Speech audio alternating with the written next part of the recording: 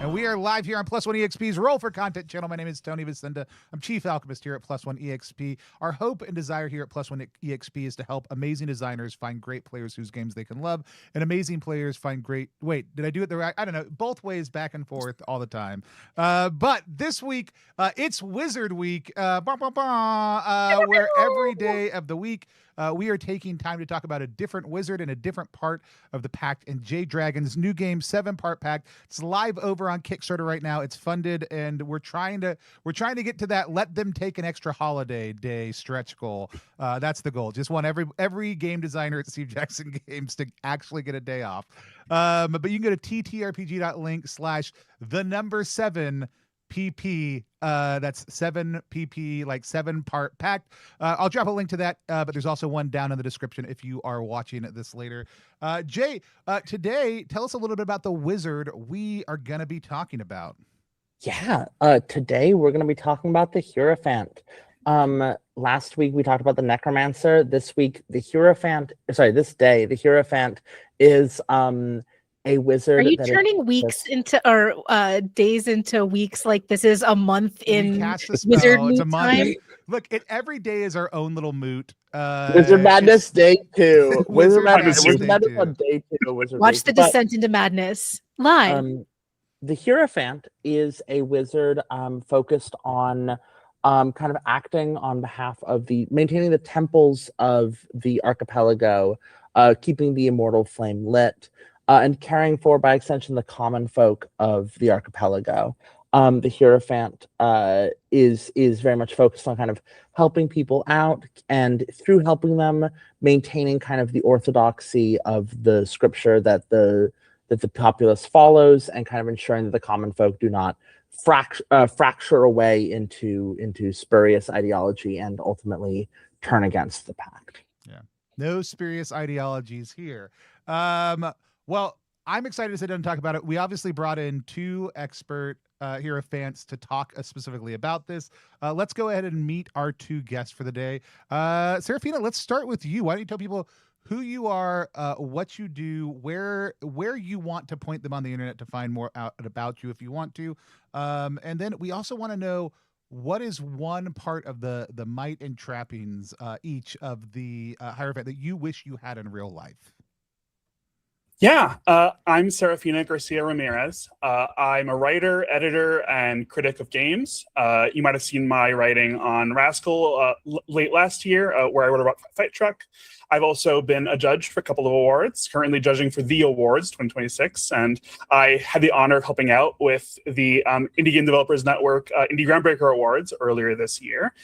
And if you want to find more of my work, you can follow me on Blue Sky at seraphina.bluesky.social, or on my blog. And I don't remember how it structures URLs, so you can find the link somewhere around my face. Just Google it on it. It's fine. They'll figure it out. It's fine. It's somewhere. And first, I want to say that you made a very reasonable goal of 1 million for a day off for everyone. My personal goal is to get the product to 1.5 million, where the Cosmos will be remade. I think that's very compelling to me. I think everyone should make sure that happens, so Jay has to figure out how to turn it into reality. And for the might and trappings for the Hierophant, the humble magic, where I'm just gonna read it from here. With one turn or stroke of your Pact fragment, make fresh water pour forth. 2 turns, valuable gems and pearls. 3 turns, a comforting hearth. 4 turns, a bolt of lightning. There's many practical reasons I could want that, but mostly I think it's really cool when wizards take their magic stuff and swing it around their head a bunch. I want more reasons to do that on a day-to-day basis. Love it. And visual thing, I really like cloaks, the woolen orange cloak. And I want a cloak. I have a cloak I've ordered that's gonna be on the way from Australia soon. I think more people should wear cloaks. Love it. Awesome. And then Dr. M. Friedman, tell people who you are, what you do, where they can find you online, and a little bit about what you wish you had from the might and trappings of the Hierophant. Sure. I'm Dr. M. Friedman. My fancy title is Jean Philpott Lyles Professor of English at Auburn University. I've also been told that I'm the professor that you wish you had in school. And this has been my wizard madness and my wizard problem for 3 different kind of multiple day or substantial play tests. The Hierophant was my second go through. And I've talked about it everywhere. In fact, my Patreon, which is EC Friedman Fried Man, is kind of started because everyone else in our pact wrote about our gameplay of 7-part Pact, and they were interestingly perspective, and I gave my own. So you can catch that, or you can go to my website, which is also ecfriedman.com. My favorite part of the Hierophant in terms of humble magics is the one involving snacks, that you can transform stones and shells into bread and cheese, or the base of a stew to satisfy hunger or bring relief to the starving. This is one of my favorite parts of this very humane, in weird kinds of ways, member of the Pact. Love it. Awesome. Any particular vibe or clothing you would want to have from them? I mean, I am also obviously big fan of the fact that it is a bright orange cloak with tin clasp, although I do appreciate that the Hierophant basically has the ability to kind of move as a priest, move as an itinerant pilgrim, or kind of be, well off but down to earth. That they've got like clothing for all occasions of moving through. They've got better than I do a wardrobe for all occasions. I love it. Excellent.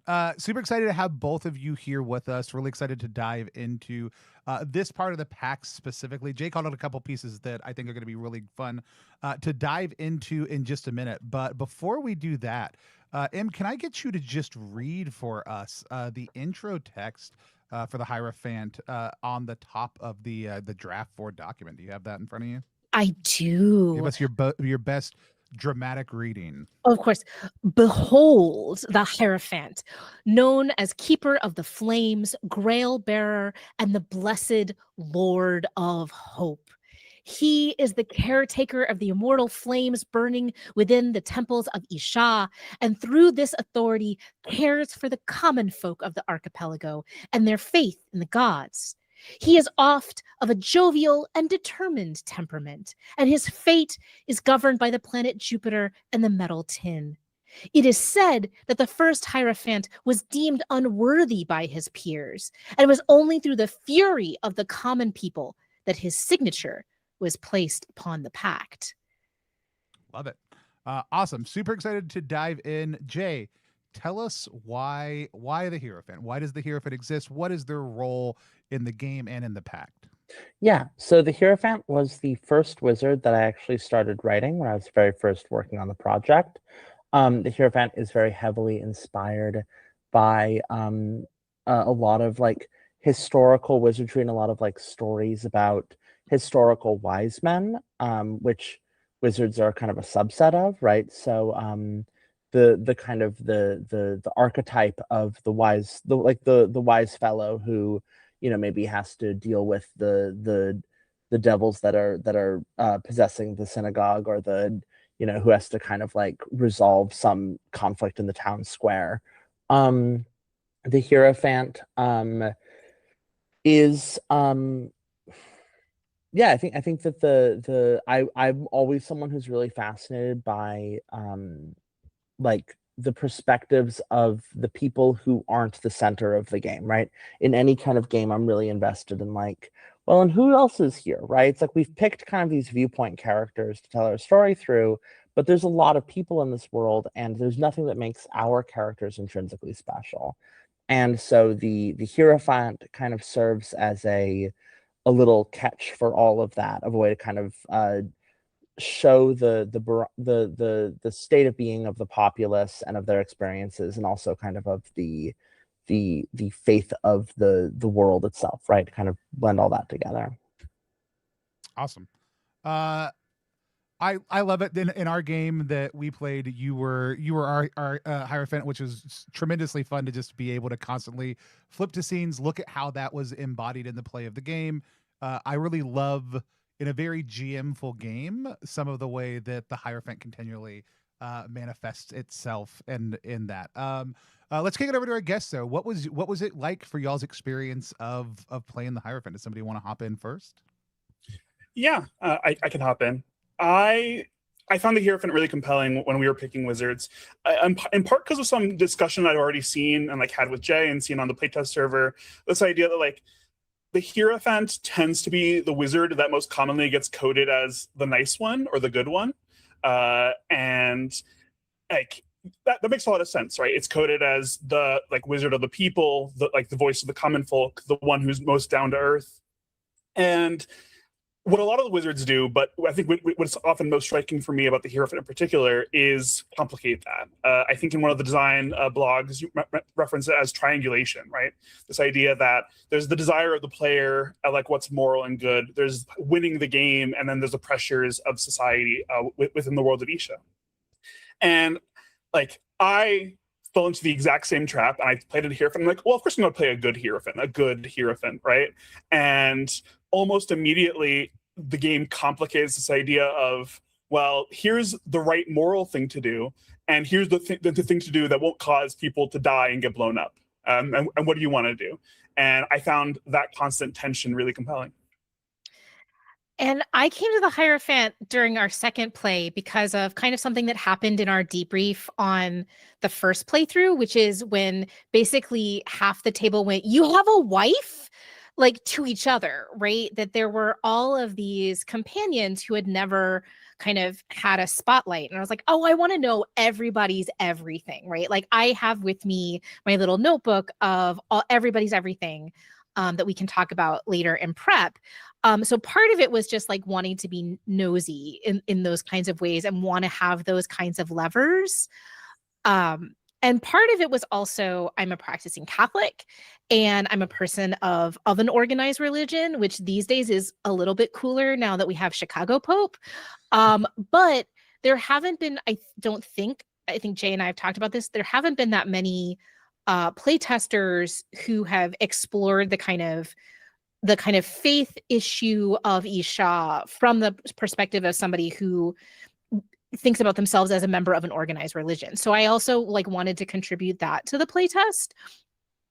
And then in terms of kind of as I was stepping into this, one, I was scared to death. This is a particular kind of GM full role where you have the ability to take on these other kinds of roles. So you're embodying your wizard, but you also have the ability to kind of embody these other companions, which, depending on who you're playing with, can be pretty intense. But I wanted that challenge. And also I found myself really thinking in that same way of like the good guy. Very much my Hierophant was based on the fact that for me, so much of my understanding of masculinity and my own relationship to how that fits with my own thinking about gender has been through these kinds of male mentors that I've had. And I've had an overwhelming number of them, most of them good and nurturing. But, what is the kind of pressures of that? What is the ways in which that doesn't always work? All of those sorts of things that I really wanted to think about from a new angle while I was playing. Yeah. Love it. Super excited to dive in. Each session, we're talking a little bit about different parts of character creation. Jay talked about yesterday, like all the character creation, all the building of your wizard. It's very symmetrical because the rest of the game is so asymmetrical. So Jay, you spent your asymmetry points elsewhere.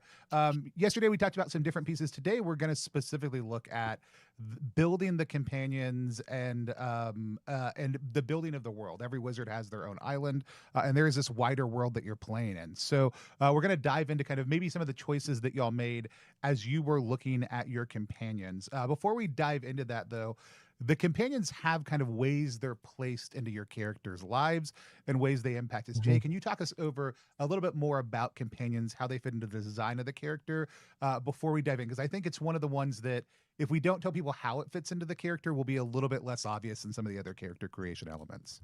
Yeah.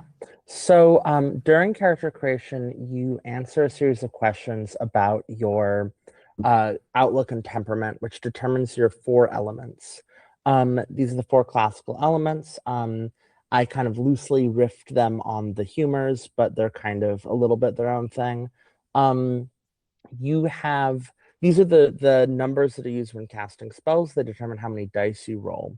They are safeguarded by your 4 companions. Each companion is associated with a different element and provides a different kind of care to do so. So the water element, which is water being kind of your more emotional, more social element, it's safeguarded by your water companion, who is more who's more about like physical affection, making you feel kind of like physically interconnected, like kind of satisfying that need. Meanwhile, Earth, which is like your grounded, kind of like rooted element, you're like working the world kind of thing. That's guarded by your Earth companion, who provides for your daily life, washing your dishes, cleaning your clothes, tidying your wizard sanctum, that sort of thing.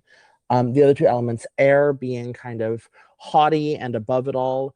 Air is safeguarded by your air companion, is in charge of your privacy, kind of keeping people away from your sanctum, keeping people, petitioners and weirdos who might want to steal your magic away from you.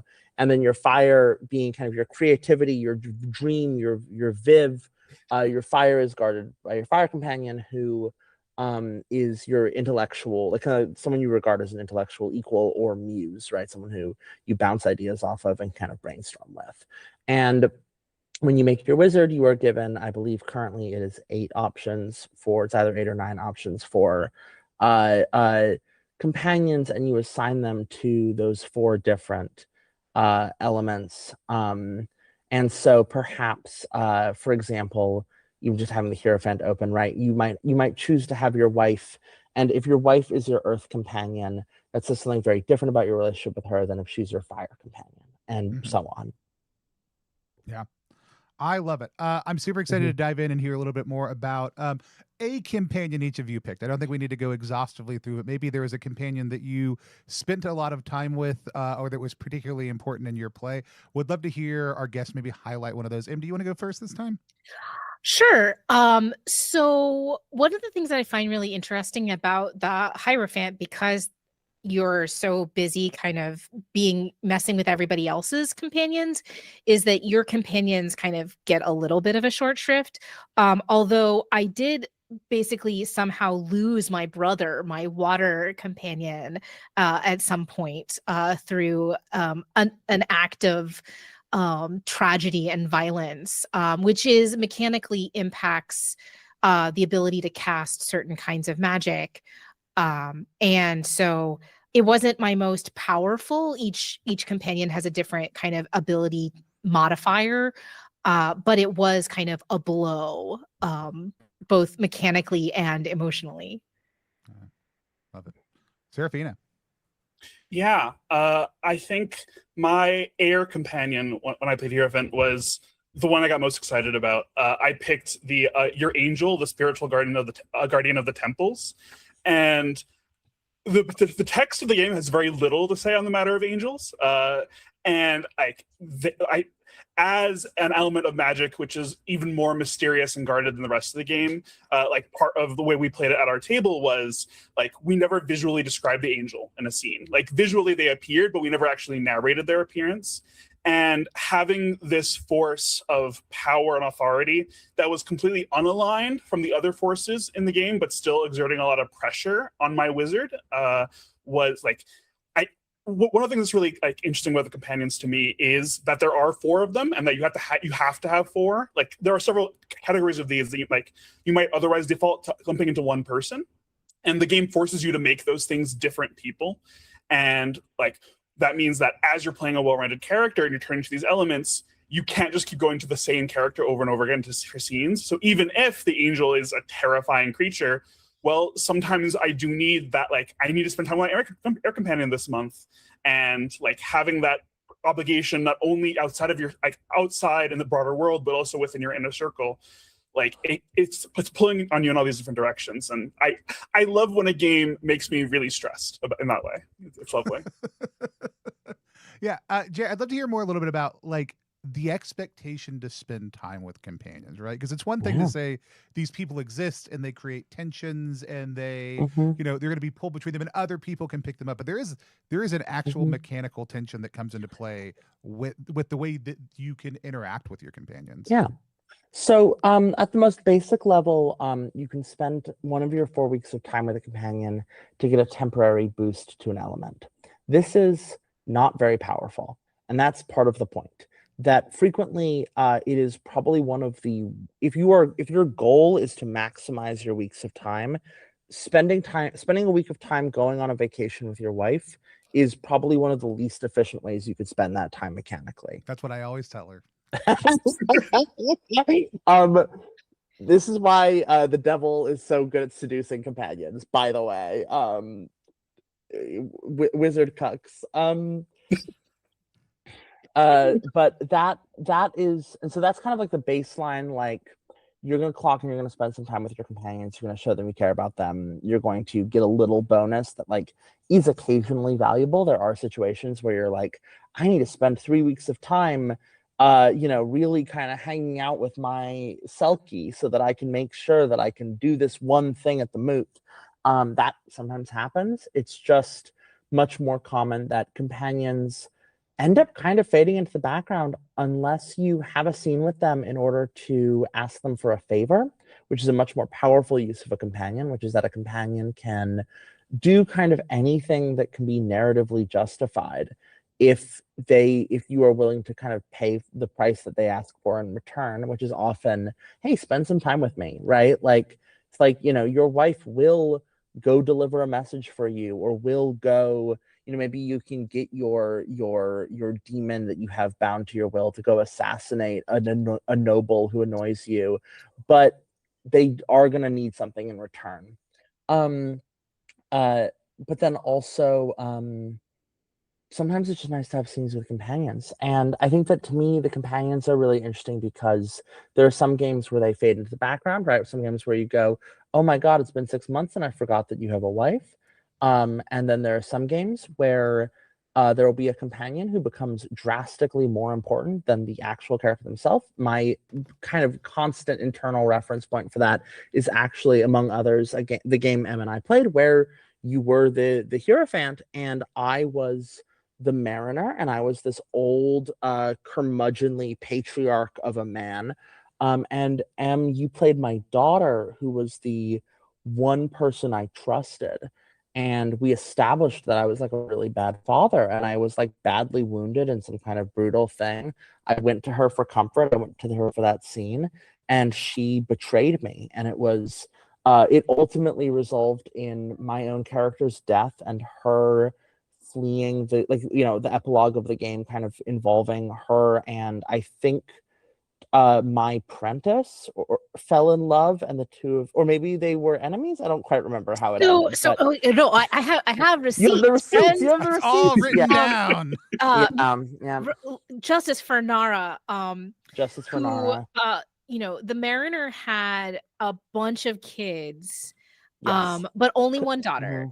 And my ship was crewed by all my sons. Yeah, but I only had one daughter. Yeah, so the Mariner's companions, the water companion was the Selkie Siobhan, who was also the Mariner's wife. And she had not fled because she has a constant heart, and she's also afraid of the Mariner.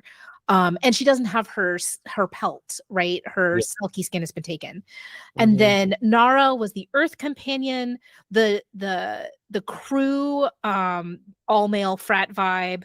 My sons, were the air companions, and then the apprentice Jacob was the first fire companion. He died because he loved Nara and got that caught was up in it. some stuff. Yes, but one of my favorite parts was Jay initiated this scene, and it was just supposed to be this kind of comforting scene. And I know Jay well enough, and I've played with Jay enough to know that Jay likes to lean into the kind of patriarchal dynamic with daughters. And so I was like, what would this character do? And she said, you took my mother's skin, I'm going to take your face. And at the time, the Pact Because my mask had welded itself onto my face.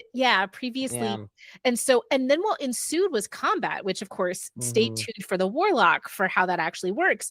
But it was one of it's always fun to see different ways of combat, and usually wizards are fighting each other.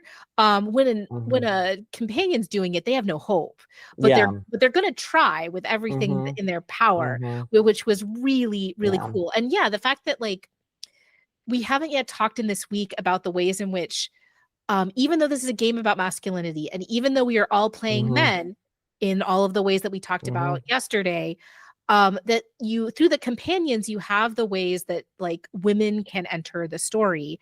And it feels so fitting that right after our playthrough of 7-part Pact that Jay and I are describing, Kieran Gillen, who was also in that group, kind of starts the composition of Die Loaded, which has the tagline of "There are no NPCs," because this is a game. The Hierophant, my favorite part of the Hierophant's companion mechanic is they're non-player characters, except for they're not. You get to be all of them, and that they are this like lever for emotional labor. Like wizards have to care about these people at least to some extent in order to continue to function, or they will like drown in their own laundry.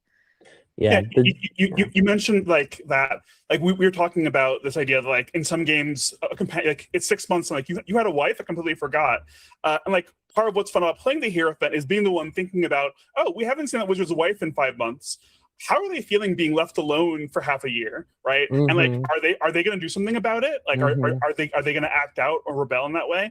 And then like even beyond those like personal like remote emotional attachments, some of the connections are really powerful figures, right? Like authorities in the world. And like neglecting those people, they're gonna get mad about it, and it's really fun being the one who reminds people, hey, there's a consequence if you don't take your wife on a date every couple of months. Yeah, one of the best pieces of advice I have is to like in that character creation moment and setting up of everything is like I went to the next room and like set up a little table with my little notebook, and I said, tell me about your companions. And because you may not want all the other wizards to know about your shit, but I need to and want to know all the hot goss about, the Faustians, witch air companion who's trying to bang the devil and doesn't, and is just using the Faustian for whatever she can get, those kinds of things. And being able to so I had this cool notebook that has little colored tabs so I could flip very easily whenever a wizard was talking about what they were doing, so that I could make notes about who's gonna feel a way about whatever crazy bullshit a given wizard is doing at any given time. Yeah. There's a really good question in chat that came up very early on when I just said, hey, if you have questions, I'll pepper them through. And it's from Carrot Clarinet, but it's also Adam Seats echoes it. And I think it's a really good one to bring up right now, which is why I'm doing it. I'm too much context, Tony. There's a certain horror to the Hierophant's social position. Constant exposure, constant reflection of social norms and traditions, and these intense expectations put on one. Jay, what were your thoughts, and maybe everybody else's, on this horror? But it also, one of the reasons I want to call it out is because, what y'all are describing, the way that the game is designed and the embodiment of the Hierophant as all these NPCs puts the player in that same exact position. It's almost like you're a good game designer. Dear God. This is a good game. But, tell us a little bit about that, you have to be in front of everyone horror for the Hierophant. Well, I think maybe I'll use that as a segue to talk a little bit first about the Hierophant's domain, right? Which is every wizard has their own domain. Of course, the necromancers we talked about last time, the gates of death. The Hierophant is you have these 5 temples.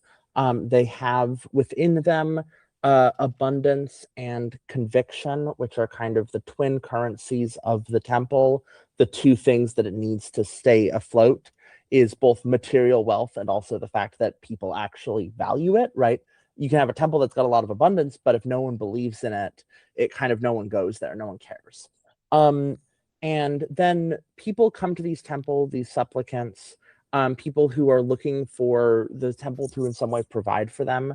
And this ranges from like the poor and the starving being like, hey, I need food, all the way up to upper class folks being like, I just want someone to tell me that I'm pretty and that it is good that I'm rich, right?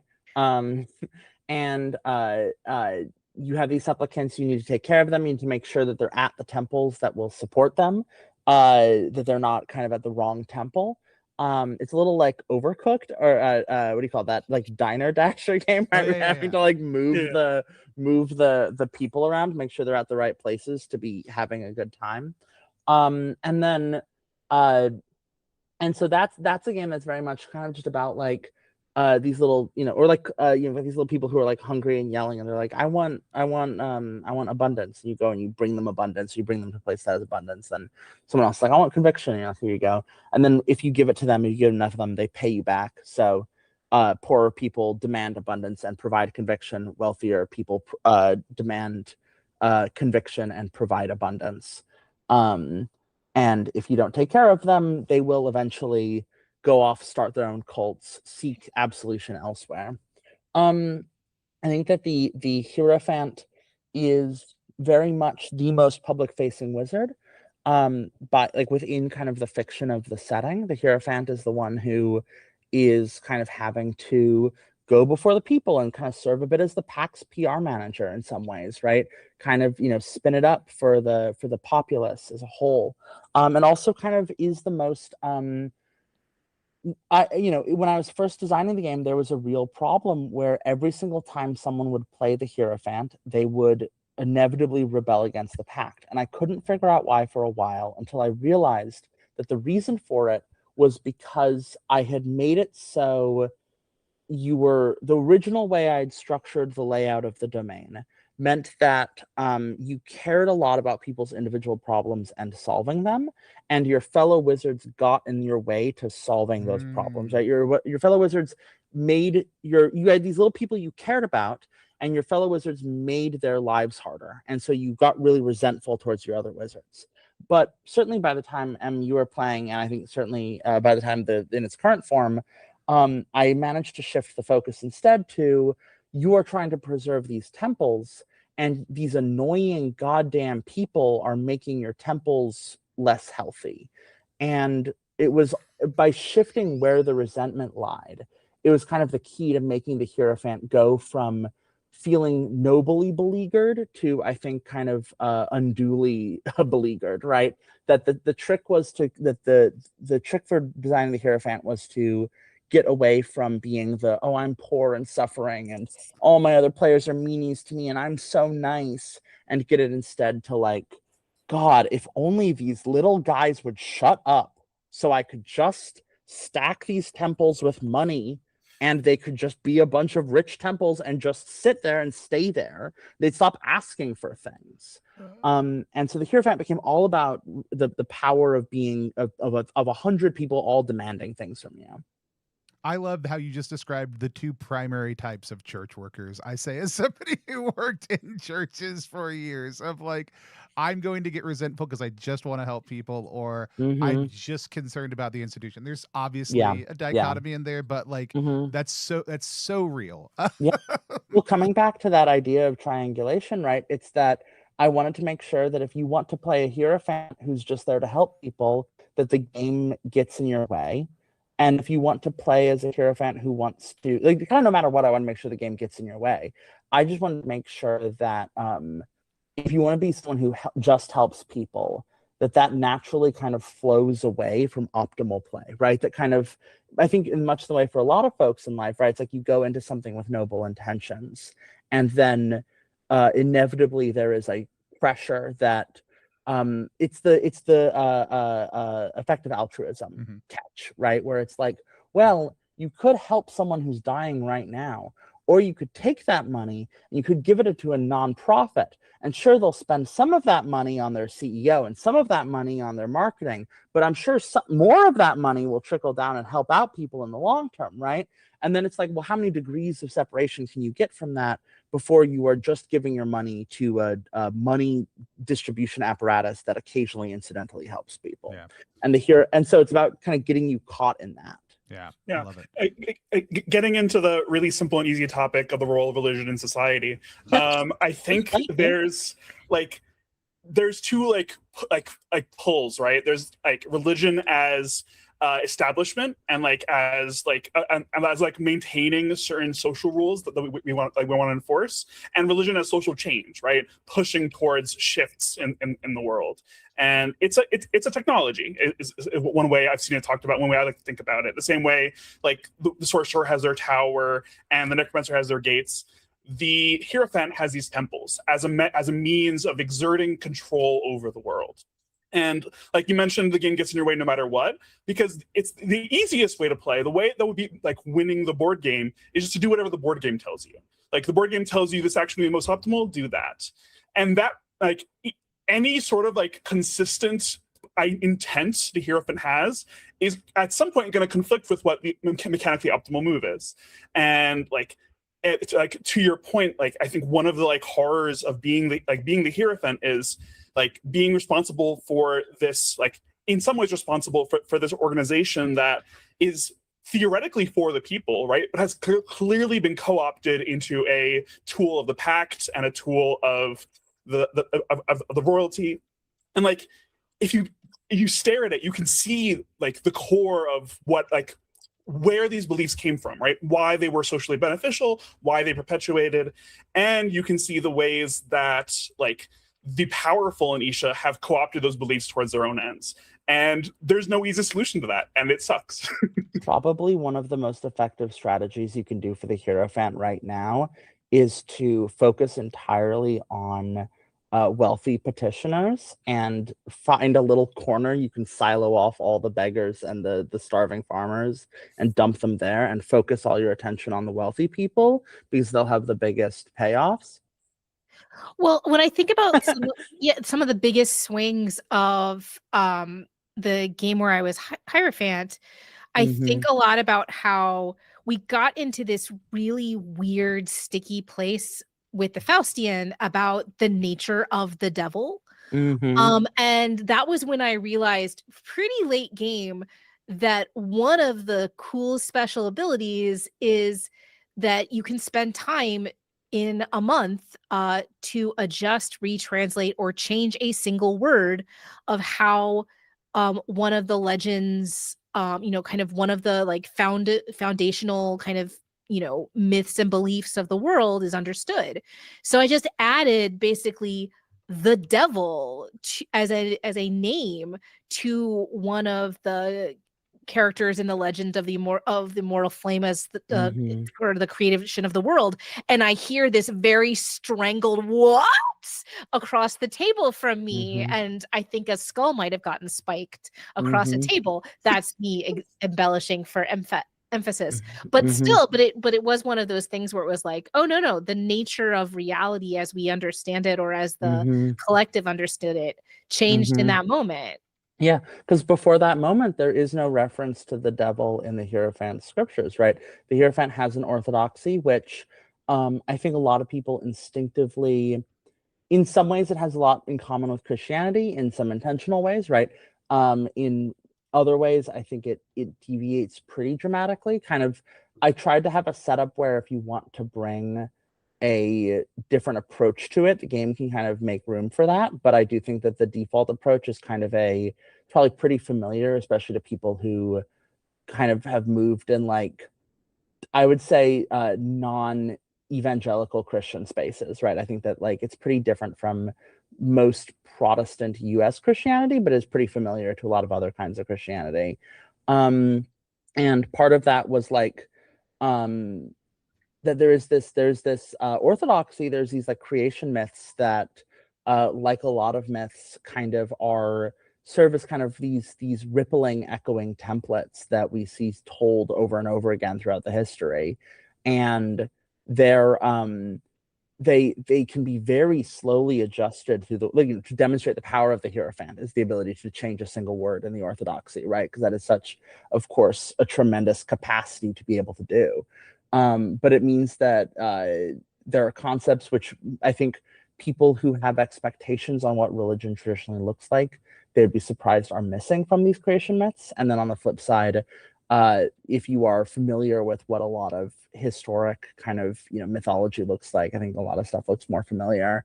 And then the ability to change it means that you could do something like reveal, like, oh, and this is the devil, right, in a way that allows you to gives the Hierophant kind of this unique ability to use faith as a punctuation, right? It's a very powerful argument when you can say, well, surely you have not read the old books, right? You think of yourself so wise, and yet here is this knowledge which you do not know. And I, as one who can interpret it, can point out a thing that is relevant to what's going on right now that you would have missed because you weren't changing a word of it, right? Small things, easy things. Easy things. The Hierophant took a bit of work. Not the wizard that took the most work, but definitely there was a good bit of back and forth going on in making the Hierophant. I feel like I've played all of the wizards that needed the most work, and I That's not true. You've never played the warlock. Oh no, that's true. That's true. The warlock took. I'll talk more about that tomorrow. When we talk about the warlock, Cole Worley and I have spent at least 3 hours just talking about the warlock in some form or another. So. No, every time I look at a warlock board, I just go, "Yeah, that looks hard." It's clearer now, maybe. I will say to the point about the legends and like the canon of the Hierophant. Everyone watching, when you eventually get your hands on the text, I really encouraged reading those really closely. I had a lot of fun going through the source material and cross-referencing some of the creation myths and religious stories with some of the other factual things established in other playbooks. And in my mind, there's a corkboard with a bunch of red string tied everywhere. It's too much to get into right now. If you have access to playtest materials or when you get the game, highly recommend going crazy about it a bit. Well, one of the things, right, is when a thing that was really important to me in the Hierophant is that a lot of the way religion gets depicted in a lot of RPGs, especially secular RPGs made in the 21st century, is very, very divorced from what religion is actually like for people who believed and practiced. Part of that, right, is that I wanted the religion to feel like a living thing. I wanted it to feel like a reflection of a historical process. I didn't want anything to be neat and tidy. Another part of that was that religion works because it is relevant in the moment, right? Religion is religion is the most practical solution to a series of problems that are invisible to many of us in the present moment, but were extremely relevant. And being religious was frequently the most practical thing. And it is very easy for players in the 21st century, especially kind of, US American players, to come in and be like, yeah, well, my character is enlightened and knows that this religious stuff is a bunch of hokey. And so I wanted to kind of, or for them to be like, yeah, I believe in it, but to not really understand what it means to believe in faith. And the wizards, by virtue of being removed from society, can have that stance, right? You can be a wizard who says, oh, well, I think this is a load of bunk, because you are a weirdo who lives on your own that no one really likes. But for the people who live in the world, it was important to me that the religion feels present. And part of what that means is that echoes of the religion's creation myth show up throughout the text. In much the same way that, if you look at the history of Europe for the past 2,000 years, you will see echoes of themes of martyrdom and self-sacrifice and compassion, which were, socially relevant to the people who were living there. And therefore, when they came time for them to tell stories, right, they prefigured and they re-referenced and they, kind of, embodied these stories they were already familiar with. And so similarly, right, when you see in the creation myth of the fire god coming and, writing down on a falling star and bringing flame to the people, to mankind, to enable them to have the strength to stand up for themselves. And then you later read of a fallen star being the foundation of the Pact. And then you also see, then there's also this reference to the fallen star being kind of the emblem of the kingdom of Isha, right? These kind of all these like, okay, so what, and then it's like, and some say the devil came down on a fallen star, that the devil was the fallen star. And so there's all these different twists on this one motif, right? The fallen star shows up all over the game. And there's no one correct answer about what that means.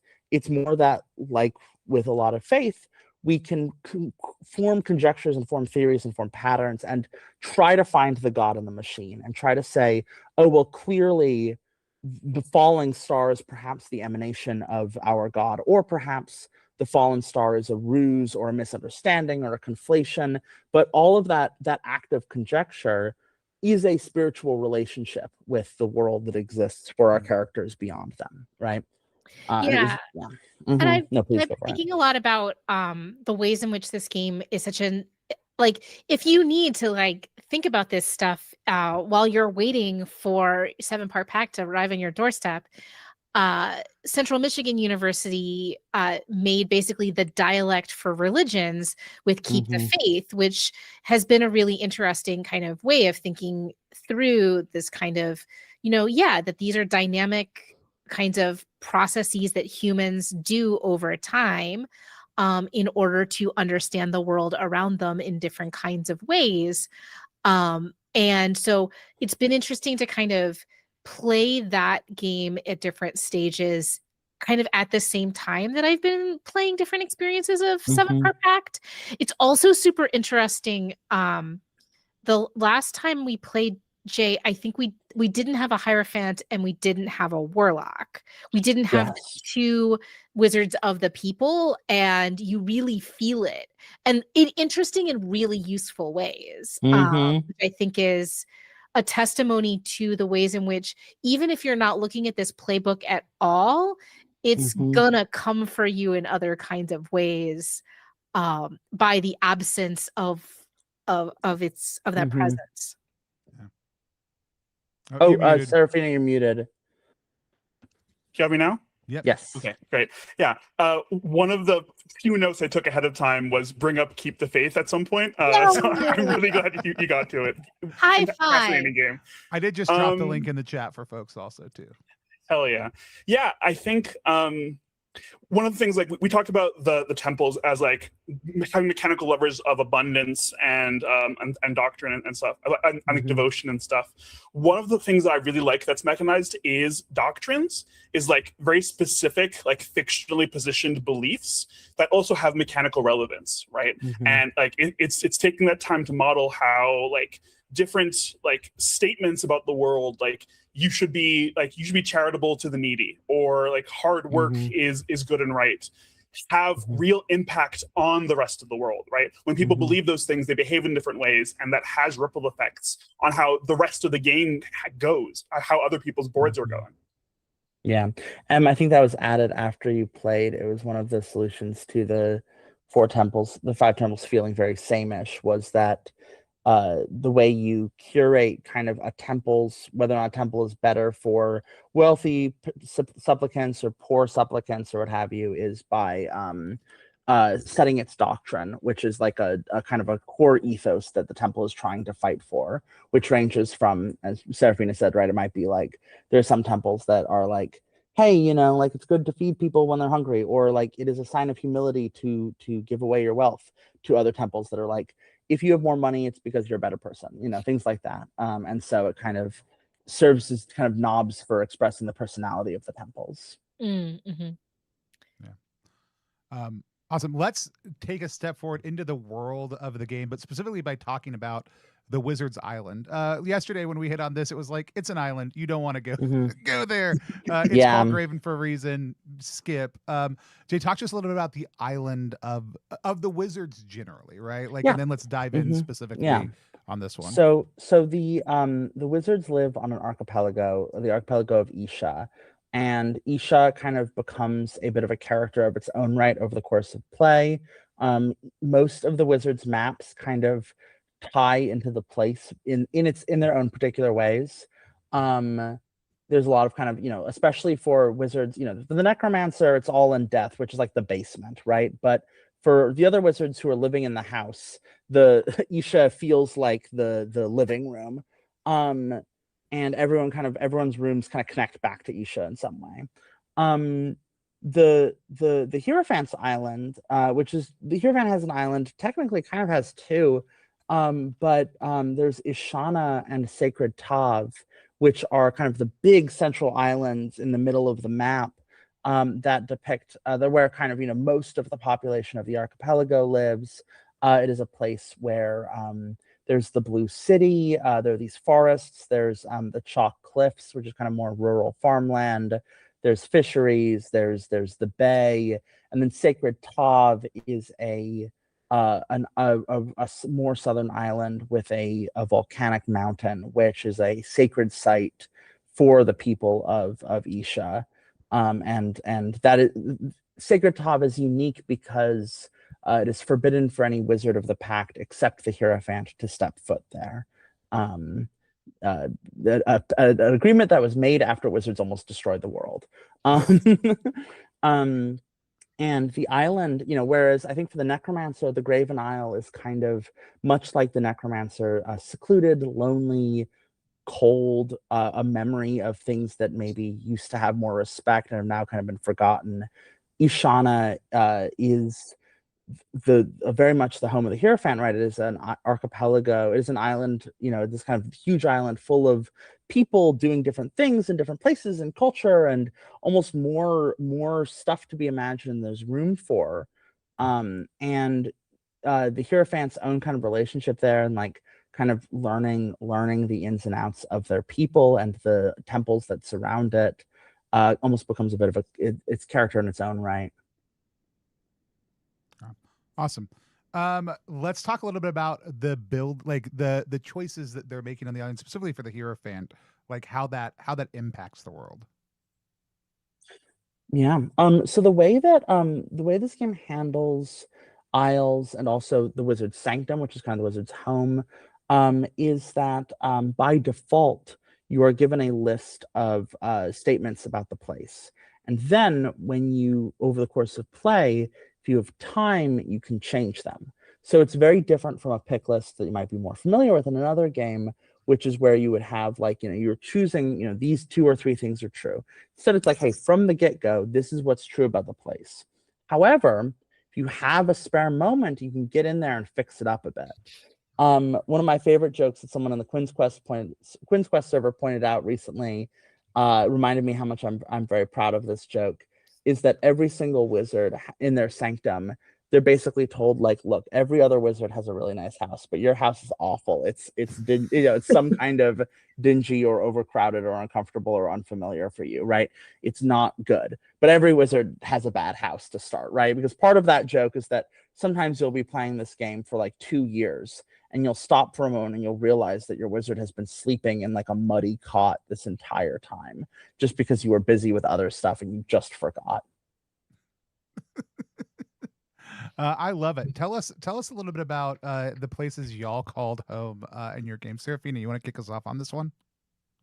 Yeah. One of the pieces of lore of my isle really ended up being a cornerstone of the sort of larger mythos we built up. I'll read off of it here. Let me scroll down. Yeah. The walls are covered in visual signs of the eccentricities of previous Hierophants, from sweat and blood to prophecies carved into the stone. And it is considered blasphemy to even suggest cleaning them.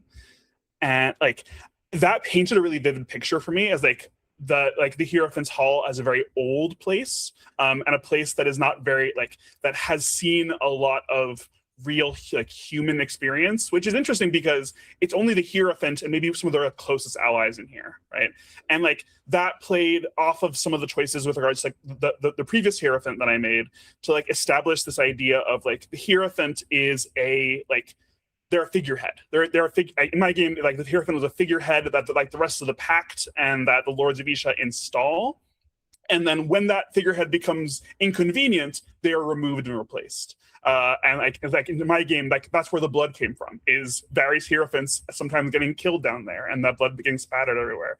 And it's like when some of your companions are living in that space, and like you have the reason to spend time there, like it feels always really tempting to be like, this place is rough. It'd be nicer if I had a nicer home, right? Especially because people occasionally come here. But if I did that, then I'd have to like stop doing something else. And like, I really have this other project I want to work on. It's fine. My home can be shitty. It's whatever. And it like, there's something about like your home as something that's often really special in games. Like people really love like base building and like this is my special little clubhouse. And in this game, there's this idea that like the home is a practical place, and therefore as a wizard, it is something you're probably neglecting. Mm-hmm. Yeah. I realized when I was going back through my notes that basically any time I could lean into kind of fire and light, which are throughout the Hierophant's kind of whole deal, I kind of bodied it and kind of doubled down. And so I basically wrote as my change for the Hierophant's house was, the house has been cleansed with flame, and so it is still blackened with traces of soot not entirely swept away. And the smell of incense lingers now. So like it basically got kind of flamethrowered to get rid of, like in the kind of worst overkill ever, to get rid of the mildew. Which, yeah. Yeah.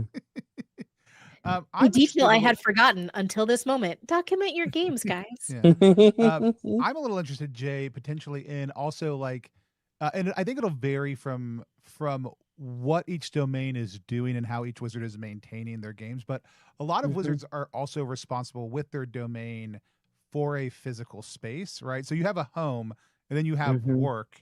And a lot of the wizards' work is a physical space, and this could be the gates of hell. This could be the temples that the Hierophant is maintaining. Yep. This could Which be similarly the to the Isle and the Sanctum, the Hierophant has lore about the temples, which they can similarly maintain. Yeah. Do you see a lot of wizards or Hierophants specifically being like, yeah, this is where I fell asleep, and it does fucking suck, but I am far more concerned about the place where I go to work. I mean, I think it is tremendously easy. Again, in the same way that like it is easy to forget your companions on purpose, it is easy to forget about your home on purpose, because part of the fantasy of the wizard is, as Seraphina, as you put it right, the wizard is someone who doesn't a wizard is a disorganized mess, right? A wizard is someone who maybe cares more about their job than they do about their living situation. You know, a wizard does not. Some wizards have enormous libraries and towers and stuff, but if you're not willing to take the time out of your schedule to do that, then yeah, you don't have that. You've got to make the time, right? And so I think that the Hierophant, in my experience, tends to become much more concerned with the temples and with the holidays that are celebrated. There tends to be a lot more focus on that, and to the point where, you know, I remember, you know, I've definitely, when I played the Hierophant in our game, I remember I had a scene or two at my hall, but I would much rather, including with you, I think, if I'm not mistaken. Yeah, but it was just like, I'm gonna come, and you're like, this place sucks, and I'm like, let's get out of here and go. Yeah, you took me out on, you took me boating. Yeah. It's just, you know, it's I think similarly, I see a lot more Hierophants kind of work on their temples and then try to make their temples into something different. Yeah. All those wizards about that rise and grind culture. Oh yeah, extremely. It's like there's something to the wizard. Like, this is broadly true of all the playbooks. Like the wizard as a like stand-in for like the great man of history. This idea that like the wizard is defined by their accomplishments and their impact on the world. And part of that is like when you think about back to like wizards as depicted in fiction, you never see a wizard brooming. They might have enchanted a broom to do the work for them, but a wizard is never picking up a broom. Like a wizard in fiction is never going through the stove and cooking themselves, right? Like that's simply viewed as irrelevant, right? That's not important. What's important is like the great work you're doing on the world, and like that follows through. And well, the temples are important because they're where I go to my job, and they're what everyone sees. My home and my inner life, not important because that's not part of my legacy. I think that a lot of games across RPGs will sometimes have a little bit of a quality of like just spawned into a new world feeling, right? Where it's like you arrive in the world and the world has been untouched since before you start playing. And now the moment you start playing, it's come to life again. And Seven Part Pact, I think an important thing to me is giving the feeling, at least on some level, that the world has been occupied since before we started playing. And part of that is in the myths, right, Em, as you were talking about. Part of it is also in your home, that your home is messy. Your home has reminders of previous wizards. I wanted to give the feeling for each of the wizards' isles and sanctums that you could have imagined. Perhaps at some point, some previous, maybe your master, maybe your master's master, tried to do some big project on it and gave up a third of the way through. And you're like, that idiot, I'll make it way better. And then you start some big project and you give up a third of the way through because other more important stuff came up. And you can just imagine handing your character off, your world off to some other player, and them being like, what the hell is all this extra stuff lying around? Well, and there's this interesting difference between the wizards who, like we've been talking about, the necromancer, obviously, like who are loners and very, very specifically bound to one place. And the temples mean that there's a certain amount of movement that or kind of reach that the Hierophant has on, kind of on, not just kind of Sacred Tav and Ishana, but also in other people's domains, right? Like I shifted, or I don't know if this was a you shift or a me shift, Jay.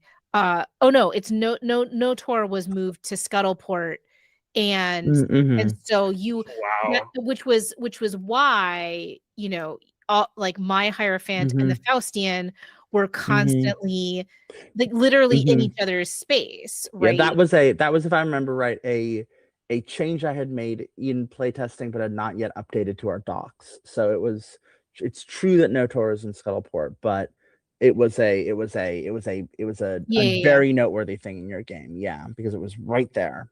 Yeah, which means like you literally have kind of your what interesting neighbors those are, right? The buddy comedy we should have had.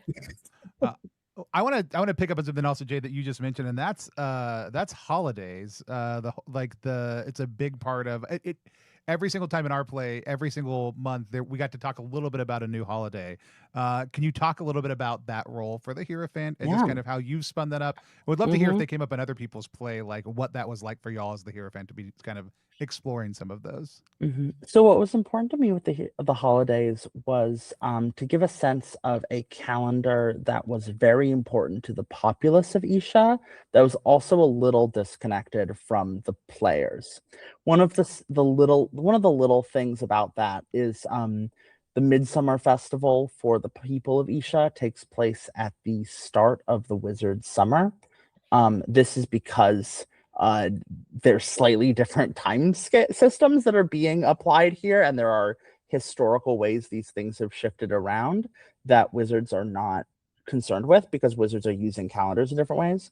A lot of these holidays are about there's 4 big ones which follow kind of the arc of the creation mythology that's been told. The other ones kind of pepper in lore and storytelling, kind of set the stage for more charming stuff. Holidays are some of my favorite places to set scenes. I love being able to say like, okay, hey, let's have this scene at St. Innocent's Day. Let's go, let's talk about this.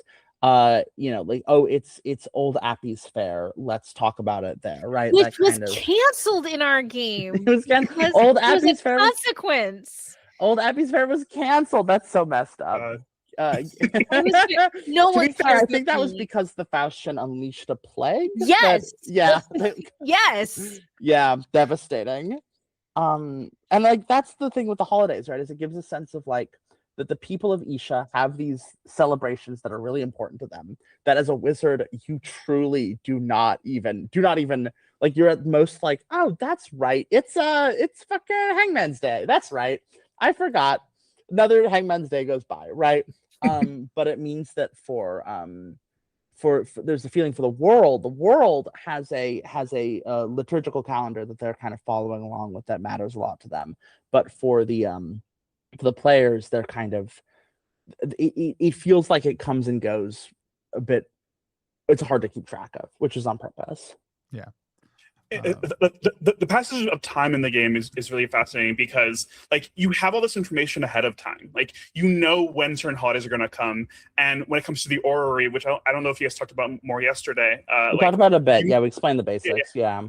Like so, like you can see the arc of the planets, what's going to happen. So theoretically, with infinite time, you can math out. Okay, next month is this holiday, which is going to make that this temple, this thing is happening because of conjunction of the sun with this planet. And I never pulled that off. I tried really hard to like actually like be able to track that stuff. And like maybe once or twice I caught something ahead of time. Most of the time I was like, oh, this month there's a cult forming at the same time this holiday is happening at the same temple. I don't like that. It's really bad. But like the fact that like you mentioned the different calendars that the Pact works off of and the people work off of, time feels so important in this game and so inevitable, right? Like time keeps passing. You have limited time to do the things you want to do. And so like with these holidays, like they have some mechanical benefits, but I found a couple of times in my game wanting to actually like follow through on that ended up being impossible because like I can't afford to spend a week of my time officiating this holiday here. There's a huge disaster happening on the other side of Isha that I have to take care of instead. Like it's just like the way that time grinds away at the Wizards and is the one thing they have very limited control over is really compelling to me. Yeah. I love it. Yeah, it was one of my favorite things was just to see these kind of pop up. And Jay, this is, I feel like it's not every game, but I feel a lot of like your work for the last, well, a lot of your work has to do with the passage of time, right? Like a lot of games take time in a very casual way. And I think in every game it was Gary designed, Gygax who said that strict time records are necessary for a you campaign. Follow the strict realities of Gygaxian, rules design. Me and Gary Gygax and Sam Sorensen are the only ones who get it. No, but like you are doing really interesting things with time in all of your games. When the first time we ever played a game together with Wanderhome, like there was this great like my fascination with the passing of time in one was just tremendous because I loved the level of detail. And you can play that game and decide it doesn't matter, but you're missing out on a huge element. Same thing with this, with Yuzebas. And I would even say Sleepaway. Like Sleepaway camps are a bounded thing where time does matter. Like you have a certain number of days to do a thing. And like it's this kind of repeat theme in what you're doing. And it's very unclear, I think, for all of the Wizards, but it's grounded here in this really, really interesting way. And so like I don't have a question. I just wanted to highlight like it's one of my favorite things about Udita. And Roll for Felicity in the chat said they had a really fun Old Appy's Fair in their Wanderhome game. I did use the name of that holiday in both things. I'd like to imagine it's the same Old Appy who has somehow transcended time and space.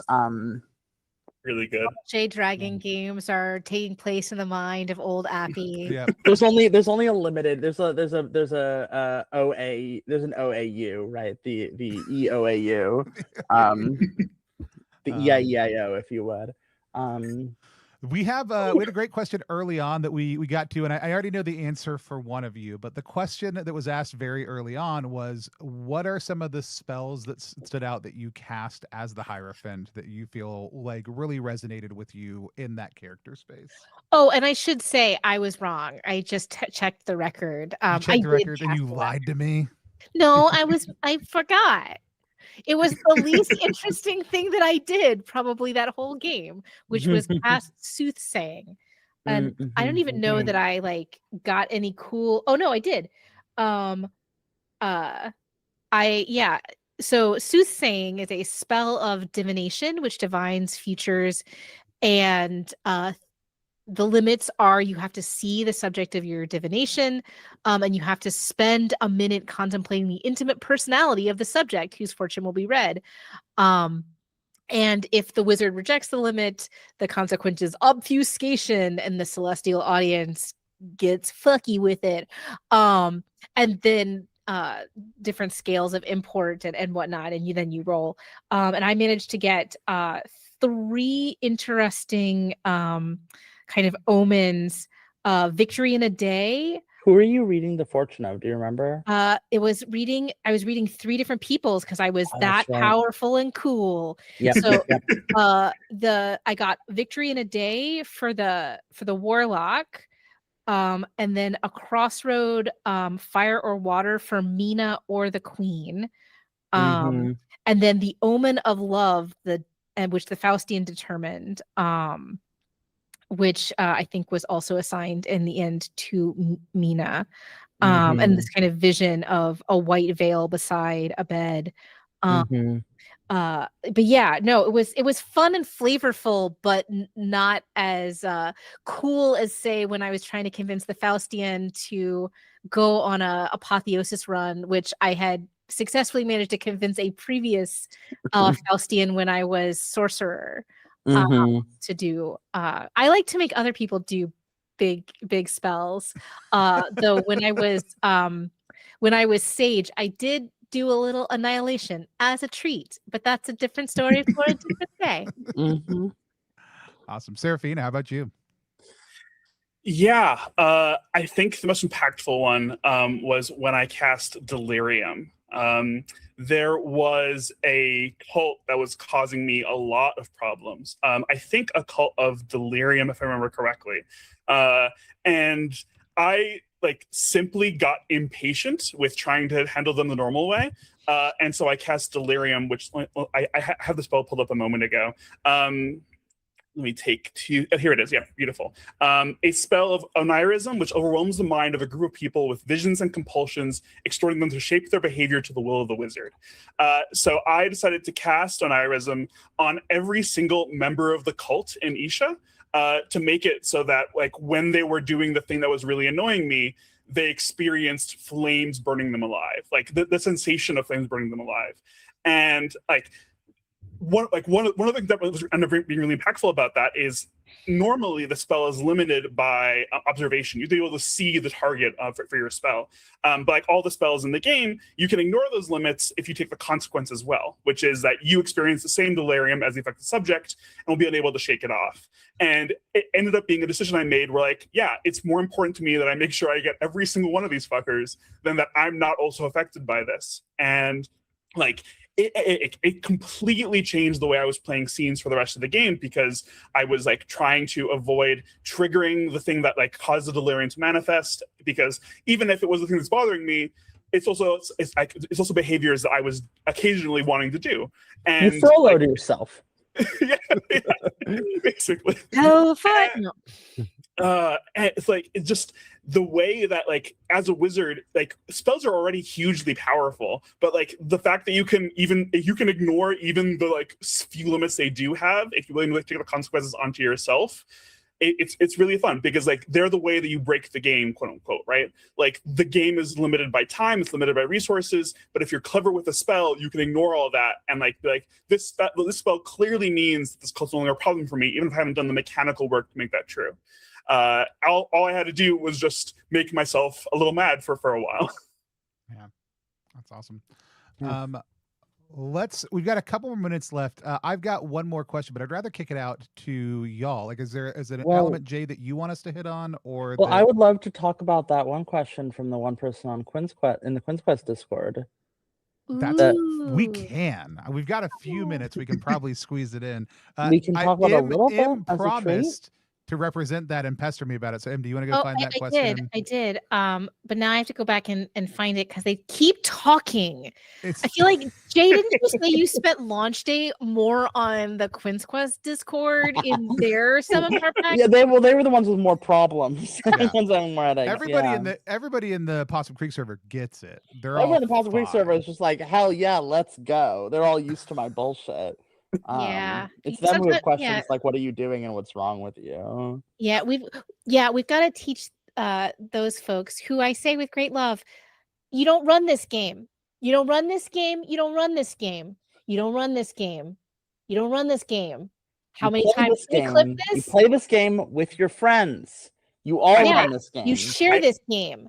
You I share highly this recommend game. everyone read the piece that M wrote about like playing 7-part Pact, because M talks really wonderfully about facilitating that game as a group experience.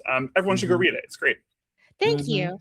No, I say with all great respect and affection for Quinn's. He talks about like how he'll run this game someday. Motherfucker, you're not gonna run it someday. You're gonna play it with your friends, and hopefully you also turned into cool GM people by then. Good luck. Goodbye. Okay, I'm scrolling. I said, Timo, you have a question. I've almost found it because it's like 2 a.m. Their time, and still haven't found what I'm looking Adam for. Seats is calling out that they're hearing a whole lot of reasonable spells being cast and not a whole lot of apotheosis or summon 1001 imps, and they're a little disappointed. No, I promise there were those in the game and consequences were experienced. See, I like to see this is where the Hierophant shines, right? And Sorcerer to a certain extent, and Sage. I just do I just go in and get other people to do the big swings. And I highly recommend that. Like, get your friends to do weird magic. Work together. Sometimes it's a group project. Well, M has been continually talking. I found the question. They want to know where their copy of they want to know where their copy of Stone Top is, first of all. And I said in a stack. In my house. But for real, religion isn't a domain of the world we usually see tied to wizards as much in much of modern. I think modern meaning like fantasy that comes out modernly. What leads to the creation of this thaumaturgic approach of one of the wizards being a religious leader also too. Yeah. I wanted to use that as a moment to talk about the fact that I think that wizard is a concept which exists very strongly in the present moment.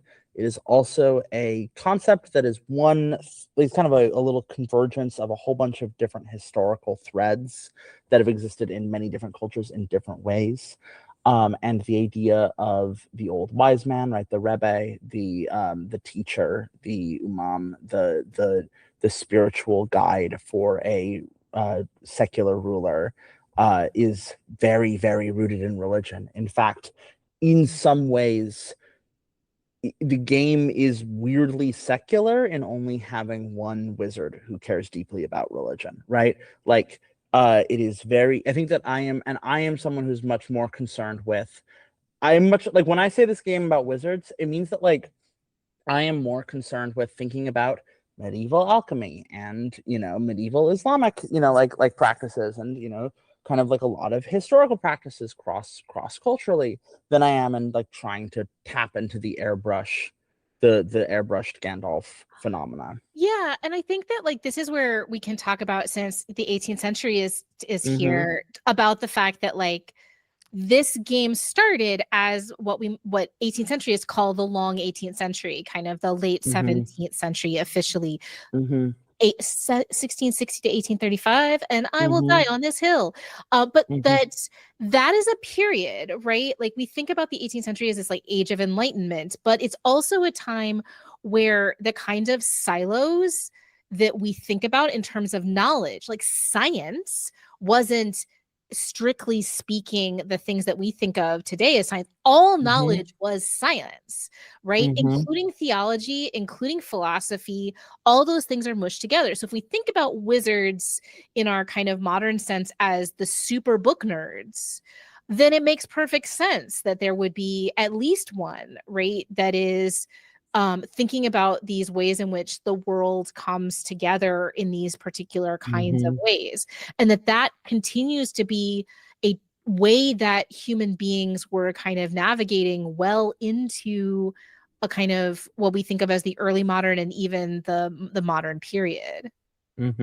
And because the Hierophant was the first wizard written, the Hierophant was conceptualized just fully originally as like the local town's holy man, right? Like you've got like an old guy who lives in town who knows how to help everyone out, who will go up into the hills and help out with the sheep or whatever, and was kind of very originally that, and then expanded outwards into this broader setting. But yeah, I think that it is almost worth asking why religion is so absent from so many other modern fantastical depictions of thought than it is asking about why is it Yeah. present. I mean, and it's interesting, right? Like that, all wizards are selfish. This is a truth of the world, but that selfishness can look like altruism, right? That there's a particular way of kind of aggressive, controlled, like gift giving and giving what you think other people need that is like, first of all, I would say that's modern GMing, baby. Um, it's my players. I'm doing this thing for my players, and they should appreciate. And that's how whole subreddits are formed. And so, if we think about all of these wizards as these meditations on different GMing styles that overlap and come into conflict, not just like you're in charge of the NPCs, but that this is a like philosophy of kind of GM as care work, but can be monstrous care work. And I think that was what I was thinking a lot about when I was playing, because I have had really wonderful, loving mentors. And I have also had mentors who are like, if there's not a problem that I can solve for you, I will make a problem to solve for you, right? Or I speak for the people. Man, I don't know anybody in TTRPGs who claims to be a voice for the people and the downtrodden who misuses it. No. Never But I happens. can imagine a world in which they might. Yeah. It's so tactful. To the point of like religion as like perceived as separate from wizards, like I think like if you look back like fairly recently, that's ahistorical, right? Like priests and like leaders of organized religions were the ones who were turned to for spells, right? Like that was a big role in the community. Is like priest, I have this thing that is bothering me. Can you do a spell for me? Maybe not like in that same language, but certainly in that same understanding, right? Like I was talking with Jay earlier about how like the earliest D&D spells, several of them are just straight up lifted from the Bible. They're just things that happen in the Bible and they got turned into spells for the magic user. And like this separation of magic into like modern fantasy understands it as an academic thing, as an intellectual pursuit. Whereas historically, like magic was a mysterious thing. It was a spiritual thing, and the spiritual and the religious are not actually that separate. And I like how the Hierophant kind of calls back to that history and that understanding. Yeah, and in the play of, like I said, and in the play of every single wizard, like you get this sense of the ritualization of everything that you're doing. Like it's constantly baked into the game, and it's in a way that I think most people, when they are sitting down to play, if you have a religious background that is not modern evangelical, like you will immediately start to see in whatever wizard you are playing, oh, this is familiar. It's not just the Hierophant. Like it is these moments of rote ritualization and behaviors and patterns. And here are the things we do with specific intent to make this other thing happen. And it's clear in all of them, but it's only acknowledged in one of them, right? And I think that's one of the most interesting things. I also just love that it is the one, again, that's tied to the people, right? Like it lets you explore the elements of not just like I think it would be spirituality if the Hierophant was just like sheer spirituality, not religiosity. If the Hierophant was like, I'm over here and I care about my ascension, right? Or my own personal path to some higher order. And there are wizards who are really geared towards that, and they're not the Hierophant. The fact that they are tied to the people so clearly, and it is this broader thing, is one of the most interesting dichotomies about it. Like it lives in such a perfect place.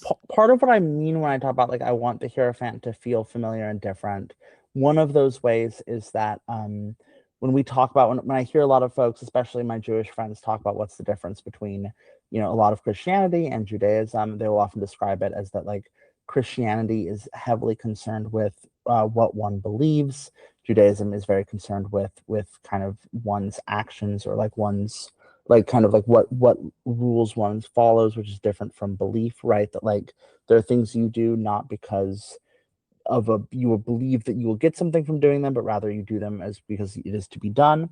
The Hierophant does not cleanly line up with either of those. There's kind of references at times to doctrines, which is more belief oriented, but also the Hierophant's myths are not really concerned with like some kind of spiritual reward. There's no sense of like a payoff for for doing anything you do spiritually. It's kind of, it is done to be done. But I wanted to kind of avoid kind of falling too heavily into the trap of I wanted to make sure that like the Hierophant felt like kind of had the capacity for, I think, both the most pro-social aspects of religion, right? Kind of the ways in which faith can bring people together, can kind of inspire them to act beyond themselves, can inspire them to help others, and can also kind of capture the conservative, small c qualities of religion, that religion is a tool that is used to keep things the way they have been. And sometimes that's very good, and sometimes that's very bad. And I think that I wanted to kind of have the ability to push and pull in both of those in the text. Yeah. I think one of the other things that's just popping up that is just a little like artifact of prior iterations of the game is that while the Hierophant is the only wizard who has this kind of explicitly like religiously connoted name now, flash forward to the sage guys, whose original name was the Anchorite, right? Which I find really fascinating, and that is a seed for another day. Well, especially because if we're talking about the difference between like a community focused process versus a personal spiritual practice, right? Well, we can talk more about that not next time. Many days in the future. Stay tuned for the thrilling conclusion. But I do think for me one of the most interesting religious aspects to it is within my own religious practice, like in my own spiritual practice, like integration, like how authentic something is and how much it matters in your life, right? Like essentially spiritually is the overwhelming concern of my personal like spiritual practice. Like if it doesn't matter, what the fuck are we doing here? And I think that is also a question that every wizard gets to evaluate in a really interesting way. We talked about that yesterday. Like my first question playing the game was, hey, what if I just fuck off and don't do this? What happens? Because I want to know how integrated it is, right? And I think this game does such a great job of exploring, and every wizard, but I think the Hierophant like is driving it to not just being something you can experience, but saying this is an active part of it in such a smart way is like just like, hey, what if everything matters or what I've decided matters, like what are the things that are putting me in tension with the choices I've made that really ask me the question, okay, but if I've decided this matters, what do I do when it can't happen? And the answer in 7-part Pact is a lot of things. Like you can do a lot of things and wildly reshape everything, and you may even destroy things because you care about this so much. And there's a real part of the religious impulse centered straight in that, and it's again, every wizard gets to confront that. I just love the way that the Hierophant calls it into focus specifically, because it's easy. It would have been maybe not easy, it would have been possible to just be like different type of wizard, not religious, like, and just leave that on the table like so many things do. Cool. Excellent. Any final thoughts we've got for the night? I have a little passage from the back of the Hierophant I'd like to read out, but please you do your other final thoughts, and we can wrap with a little bit of prose. That sounds great. Any final thoughts from anyone else?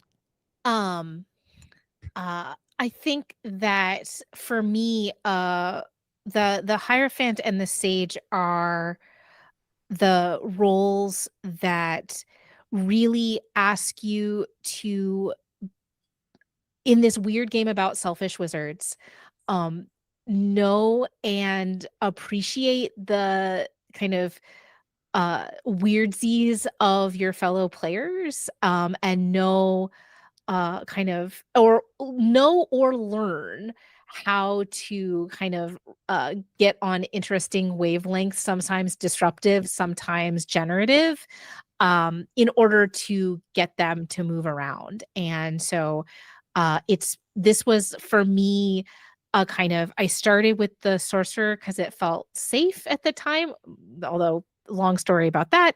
It was very early on. Hierophant was where I kind of stretched my wings, and that allowed me to kind of take the risk of playing the Sage, which I think is an interesting kind of counterpoint to the conversation we've been having about the Hierophant. Building on that thought, like we've talked a lot about the Hierophant as an individual, like playing the character and doing their board game, and like the other half of that coin is being the watcher of the flame, right? Like being the person at the table responsible for those other people. And one thing I really appreciate is how responsible you are as a Hierophant for upholding this idea that you may be the players of the table, but you're not necessarily the main characters of the world, right?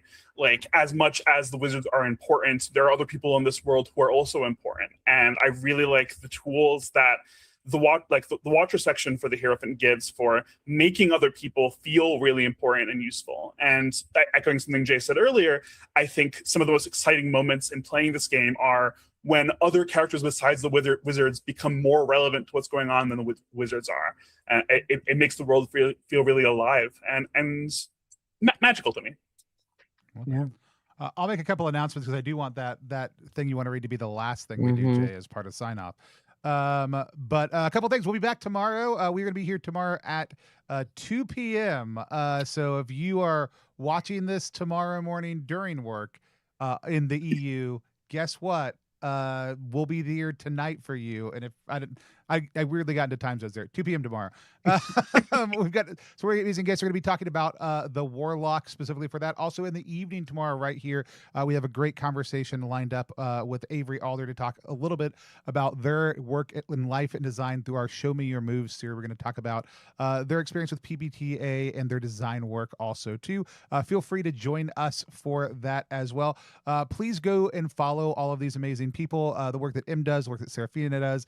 Also remember that you can go over to ttrpg.link/7pp, and then that will take you straight over to the Kickstarter page. If you haven't already backed, feel free to get in there. We love watching kind of some of the bigger stretch goals that y'all have created conceptually as well as practically. I'm very excited for the map that we just got. Yeah. You want to tell us a little bit about the map? Oh, it's gonna be a detailed map of Isha, so we can have all the little town names, all the little offhand lore stuff, kind of consolidated in one place. Love it. Super excited about all that. If you want to follow anything we do, you can check us out everything at +1exp.com. Check out RPG Zine Club. And Jay, why don't you take us out with your reading? Once upon a time, the world was ending, and no one present knew it was true. It was a time of arrogance and cruelty, of starving men engorged on the dreams and hopes of others, of sickness and heartache ignored and dismissed. The currency of this age was the soul of a man. The magi and kings of this world did not know their days were numbered, or if they did, they could not be bothered to care. The common folk suspected the world was ending, but they could not speak its name. The tyranny of the present was a great wheel rolling forever forwards, crushing any will to escape. To speak Apocalyptica so openly invited it to your doorstep, and so the world was ending and no one present knew. The prophet Notor braved the heights of Mount Ithax, and in the flame of the temple saw the true name of the apocalypse. The prophet knew then that the world would end, and knew in turn how it would burn. The prophet Notor tried to warn the priests of the temples, but they were wealthy from the gifts lavished to them by their lords, and they turned their heads away. The prophet Notor tried to warn the kings beneath the stars, but they listened to the whispers of their masters, and they turned their heads away.